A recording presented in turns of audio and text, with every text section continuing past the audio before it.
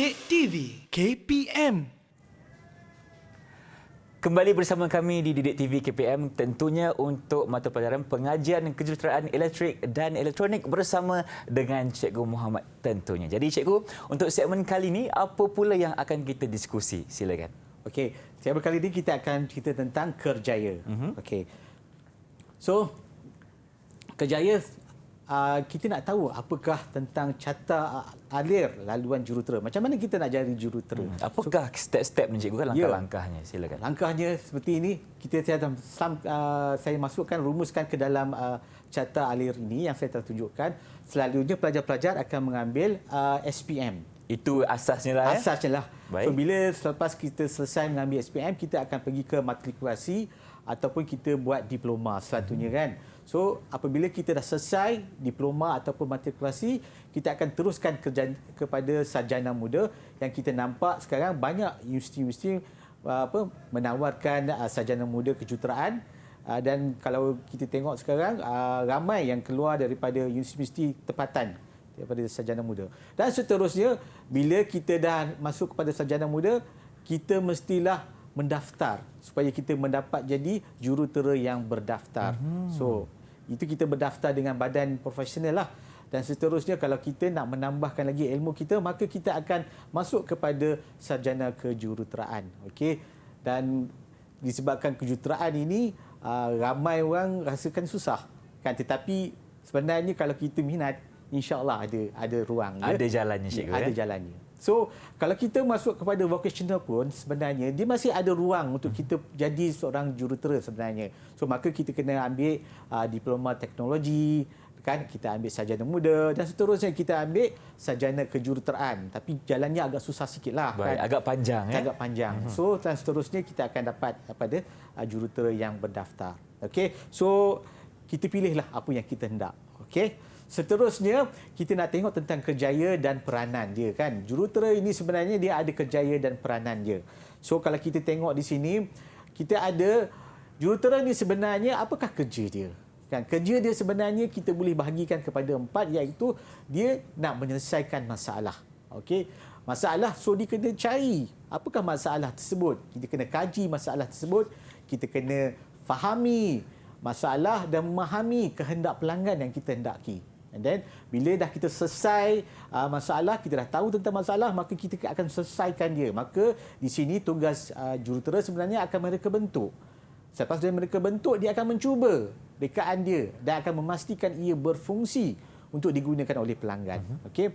Dan seterusnya, bila kita dah selesaikan, kita akan nampak, ada masalah yang boleh kita selesaikan lagi. Maka termasuklah kepada inovasi. So, kita akan menambah baik produk yang sedia ada.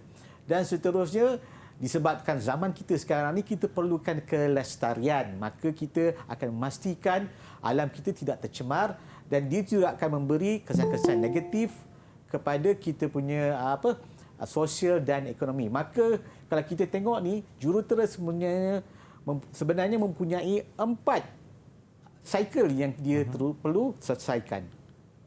So, kalau kita tengok sini, kalau kita nak selesaikan keempat-empat cycle itu agak sukar, maka kita bahagikan tugas tersebut. Tugas. Okey. Ya, ada jurutera yang melakukan kajian, ada yang melakukan pembuatan dan seterusnya, ada yang menjamin kawalan kualiti, penyelenggaraan dan jualan dan latihan.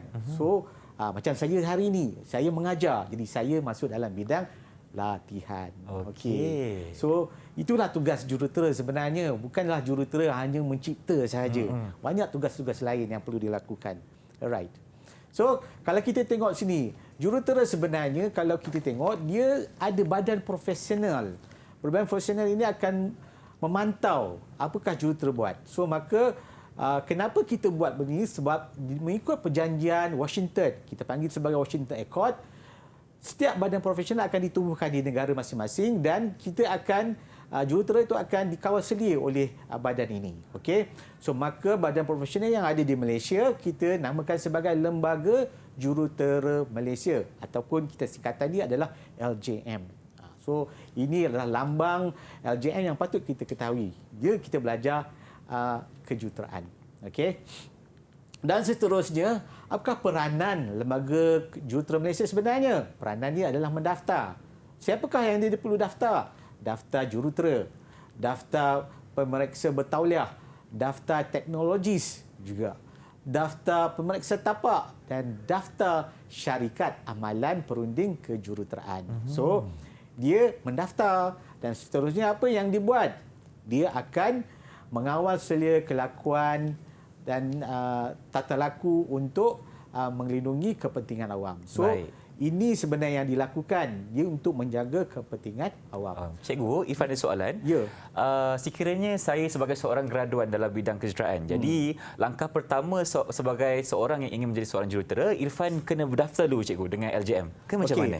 Bila kita dah selesai pengajian dan kita cari kerja dan kita dapat kerja, kita boleh mendaftar bila-bila masa sahaja. Okey. Tapi sekarang apa yang saya ketahui daripada informasi yang saya tahu, jurutera elektrik dan elektronik sangat kurang mendaftar dengan LJM. So, kita perlukan semua itu, kan? Baik, jadi kita daftar untuk mendapatkan iktirafan dan mendapat perlindungan daripada LJM itu sendiri, cikgu ya. Ya, betul. Baik, terima kasih. Okey, dan seterusnya kita tugas LJM itu adalah menggariskan kod tata kelakuan profesional. So, apakah kod yang kita ada? So, dia ada 5 kod yang kita perlu ketahui. Pertama sekali adalah untuk mengutamakan keselamatan dan kesihatan kebajikan orang awam. So, ini adalah singkatan-singkatan yang saya singkatkan daripada kod yang sebenarnya. Kalau kita nak ingat, panjang. Panjang, betul. Ya, betul.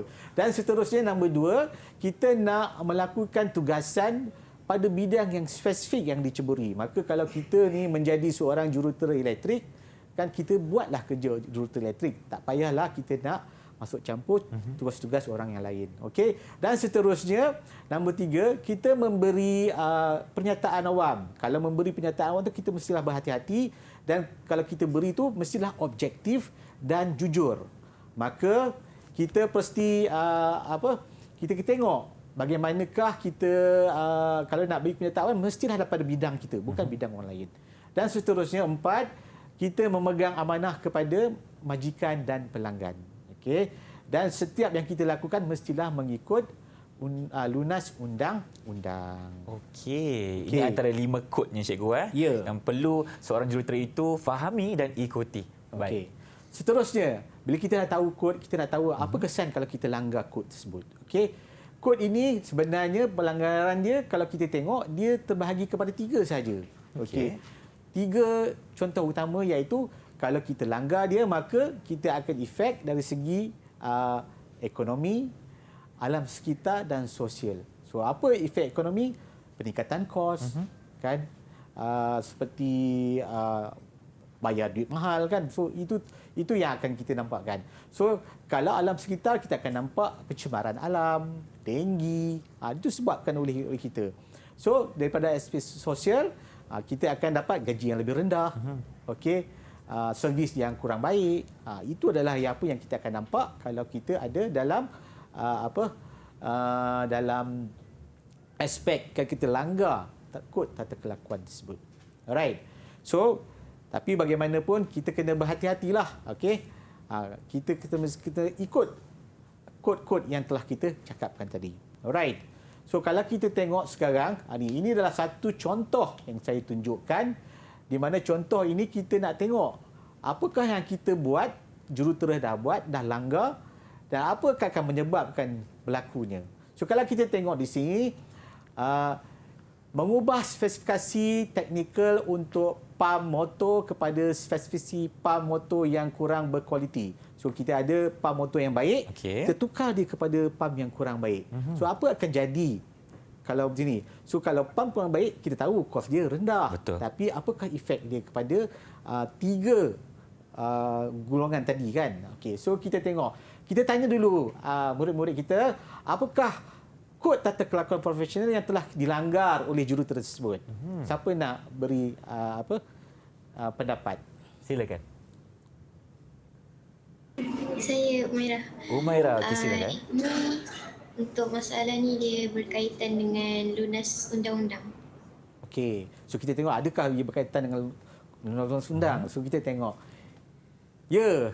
Dikatakan sekarang jurutera berdaftar mestilah bertindak dengan jujur dan bertanggungjawab dan beretika dan mengikut lunas undang-undang. So kalau kita dah tukar macam tu saja, maka kita sebenarnya dah melanggar undang-undang sebenarnya, kan, walaupun kita dapat rendah tapi melanggar undang-undang. Betul. So dia sepatutnya kenapa kita nak upholdkan undang-undang tu, sebab kita nak memertabatkan kemuliaan, reputasi dan kebolehgunaan kejuruteraan itu sendiri. Okey. So kalau kita tengok di sini daripada kesan aspek sosial, kita tengok murid-murid kita, siapakah yang akan memberi jawapan untuk aspek sosial, pendapat untuk aspek sosial?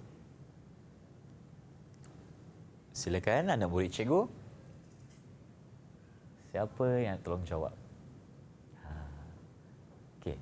Kalau tak ada, Ifan boleh cuba cikgu. Boleh, Ifan. Okey. Baik. Kalau dari segi kesan sosial ni, daripada apa masalah yang diberi, Ifan rasa keadaan ini akan menyusahkan pengguna cikgu. Okey, menyusahkan pengguna. Kita tengok betul tak? Okey, kita cuba tengok. Ya. Menyusahkan pengguna. Okey. Yalah, sebab kalau kita menggunakan kos pam motor yang kurang berkualiti, mungkin akan berlaku sedikit masalah kepada pengguna, jadi mendatangkan masalah jugalah. Betul. Ya, betul. Dan kita nampak juga daripada sini juga kita tahu bahawa bila kita gunakan pam yang rendah, maka dia punya mutu terendah, Betul. maka dia akan cepat rosak. Cepat rosak. Ya, cepat rosak, maka dia akan menyebabkan kos itu akan meningkat. Betul tak kita tengok kos dia akan meningkat? Ya, kos dia akan meningkat. Ya. So, dari segi aspek alam sekitar pula, ada pelajar yang murid-murid nak cuba alam sekitar? Okey, Anas, silakan. Baik. Jadi dari segi alam sekitar, dia akan mencemarkan alam sekitar. Okey, yang mencemarkan alam sekitar. Kita nak tengok apakah Betul tak jawapan Anas? ya, jawapan Anas tersebut. Ya, Okey, mencemarkan tahniah. alam sekitar. Ya, sebenarnya apa yang berlaku di sini kan, kalau kita tengok, kalau kita upholdkan kita punya kod, jadi semua akan menjadi baik. Betul. Kan? So kita kena, sebab itu kita jadi seorang jurutera yang baiklah, kan, hendaknya. Okey, seterusnya kita cuba soalan. Okey. Kita ada soalan yang pertama. Okey. Nyatakan bidang profesional yang mengawal selia profesional Lisma seorang jurutera. Okey, siapa nak bagi jawapan? Okey, silakan Amar. Saya cikgu. Okey. Jawapan dia Lembaga Jurutera Malaysia cikgu. Okey, Lembaga Jurutera Malaysia. Yalah, kita pun sebut Lembaga Jurutera Malaysia Betul. saja kan. So tepat Amar. Okey. Okey, satu markah untuk Amar. Ya. Tahniah. Lembaga Jurutera Malaysia. Okey. Dan seterusnya kita tengok soalan yang kedua pula. Okey, berikut adalah pernyataan tentang Lembaga Jurutera Malaysia. Okey, so tandakan right bagi pernyataan yang betul dan pangkah bagi pernyataan yang salah pada petak yang telah kita sediakan. So, mendaftarkan jurutera di dalam Malaysia, betul ataupun salah? Saya Kumairah. Jawapan dia betul. Betul. So, kita tandakan betul pada jawapan tersebut. Ya, tepat sekali. Ya. Dan seterusnya, soalan yang kedua. Menggariskan kod tata kelakuan profesional. Adakah itu tugas Lembaga Jurutera Malaysia? Betul atau salah? Ya. Okey, Izzati, silakan. Jawapannya betul. Betul cikgu jawapan dia. Betul juga. Ya, betul tak? Betul. Memang tepat sekali. Okey, Okey. yang ketiga cikgu. Yang ketiga, mengambil tindakan tata tertib kepada jurutera. Adakah itu tugas Lembaga Jurutera Malaysia? Okey, siapa nak jawab? Saya juga. Okey. Salah. Salah jawapan Husna. Ya. Betul ke? Tepat. Memang hebatlah murid sekali. cikgu ni. Okey, soalan yang keempat. Okey, soalan yang keempat. Melantik jurutera yang sesuai untuk menguruskan projek. Ada itu tugas Lembaga Jurutera Malaysia? Okey, Anas. Baik cikgu. Kenyataan tersebut adalah salah cikgu. Salah kata Anas. Ya. Kita tengok Anas, saya harap betul. Ya, salah sebenarnya. Okey. So ini adalah tugas-tugas jurutera dan sikit saya ingin mengambil tindakan tata tertib kepada jurutera. Itu adalah bukan tugas lembaga jurutera. Itu tugas siapa cikgu sebenarnya? Itu tugas majikan kepada jurutera tersebut kan. Okey. Kan kita jurutera ni hanya memberi kod saja. Jadi yang perlu mengambil tindakan itu adalah dia punya majikan itu sendiri. Baik. Ya. Right, seterusnya kita tengok soalan yang seterusnya. Alright. Kita ada lengkapkan jadual dengan menulis A, B, C dan D, E atau F pada ruangan yang disediakan. So kita ada carta alih yang kita nak masukkan. So siapa nak ambil soalan tersebut? Untuk yang pertama mungkin lepas SPM nak pergi mana? Okey. Matrikulasi. Okey, matrikulasi. Matrikulasi. Betul. Okey. Yang seterusnya. Cabang yang kedua, apa lagi pilihan yang boleh kita pilih? Okey, Amar silakan. Jawapan dia B, Diploma Teknologi. Okey, diploma teknologi. Ya, betul. Dan Jawapan dia B, seterusnya. Diploma Teknologi. Okey.